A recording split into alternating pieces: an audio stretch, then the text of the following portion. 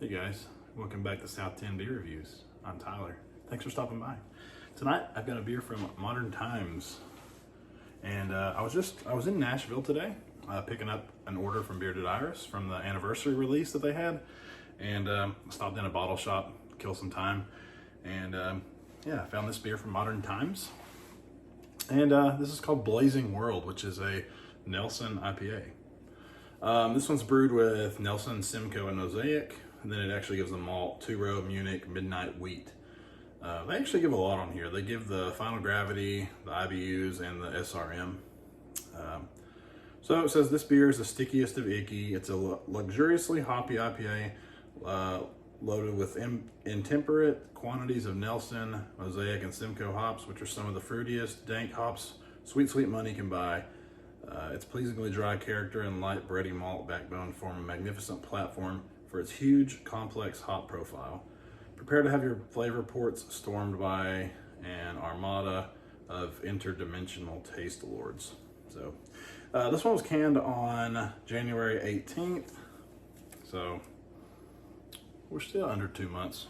Let's go ahead and get this one in the glass. I haven't had a beer from Modern Times in quite some time, but they always do some pretty good stuff. So, kind of expecting something good out of this one. And this isn't a hazy, so this one's clear. Not used to seeing that a lot, huh? It's about 2 fingers worth of like an off-white, pretty compact around the edges here, and then it gets kind of rocky up top. We might get a little lacing on there. What was the ABV on this? I don't even know. Did it even say? Oh, 6.8%. So, all right, well, let's shove our nose in this one. I'm kind of excited. Haven't had a nice. Actually, I'm thinking back. There was a beer. There was it was mainly Nelson hopped, and it was probably 5 years ago or something, and it was really good. And I don't remember what it was, and I'll try to remember by the end of the video. But let's go ahead and shove our nose in this.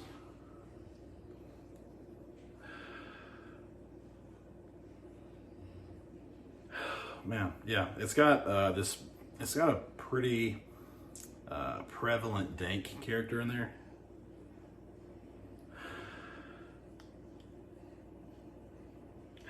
Almost like grassy dank though. It's got a little bit of like a little bit of tropical fruit as well. Some pineapple in there for sure. My glasses, I feel like, are like, you get a little bit of peach.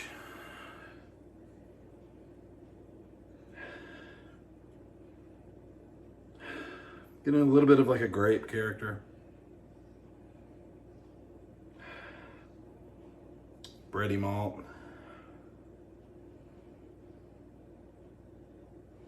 There's something else.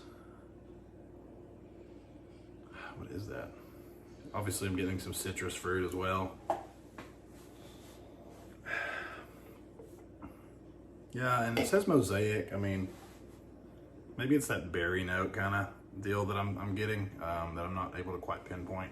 It's not quite, it doesn't stand out as much as it does in some of the other beers that I've had with Mosaic hops, but yeah, I mean, it smells a little muted. I mean, it's nothing, it doesn't smell insane or anything like that. It smells dank, it smells musty, it's citrusy, it's a little bit of tropical, it's stone fruity, and then it just smells very clean as well. So let's go ahead and try it. Cheers, guys.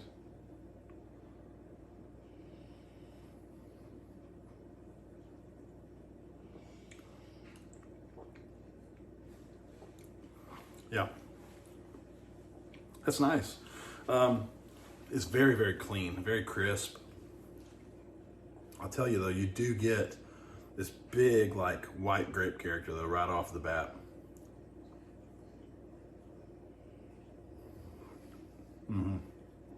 It's so prevalent, man. That's the first thing I noticed. And you know, this coming from the West Coast, it's not, you know, I don't think this is considered a West Coast IPA. I'm not getting a lot of that caramel sweetness. I'm not getting you know, some of the big pine, big like grapefruit character that you would normally get. This is a little bit more East Coast leaning, in my opinion. It's not, you know, a New England style, but it's more juicy than, you know, your typical, you know, American IPA. It's very easy to drink. There's very little bitterness as well.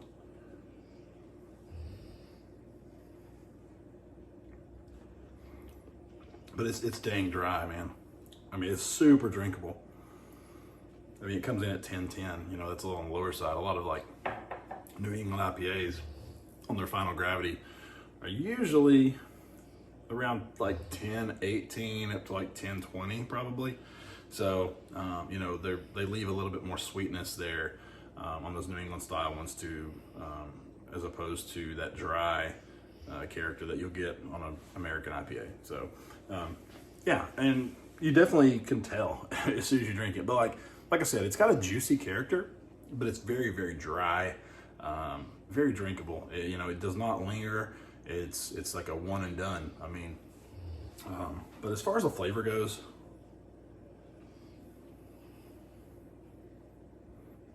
yeah, white grape was off the chain. I get it all the way through, but it's got some underlying tones of citrus, like some orange, tangerine. You do get a little bit of that pineapple, a little bit of like the peach, nectarine type thing, but it's just very faint, I guess you could say. You do get a little bit of this green, like dank quality. And just a very like bready, crackery malt that's just very low key, very behind the scenes, just letting the hops kind of do the work. So definitely a good beer though. I mean, I didn't pour the whole can, but I've had quite a bit of this glass already. It's leaving some nice lacing on there too. So yeah, it's nice having a nice like American IPA every now and then, you know, something clear, easy to drink, some crisp. So yeah, it's a good beer. I would recommend it for sure. I mean, this is something that I could see myself drinking on a regular basis if I was able to get this beer on a regular basis. So, again, so I guess my recommendation is, you know, the biggest selling point that I have. So, I mean, I would drink this. So, this is Modern Times Blazing World, which is a dank Nelson IPA. So, hopefully you guys enjoyed the video. If you did, leave a like and a comment to let me know. Sorry, kind of had a brain fart for a second. And also don't forget to let me know what you're drinking in the comments too. If you're feeling extra generous, consider subscribing if you like what I'm doing.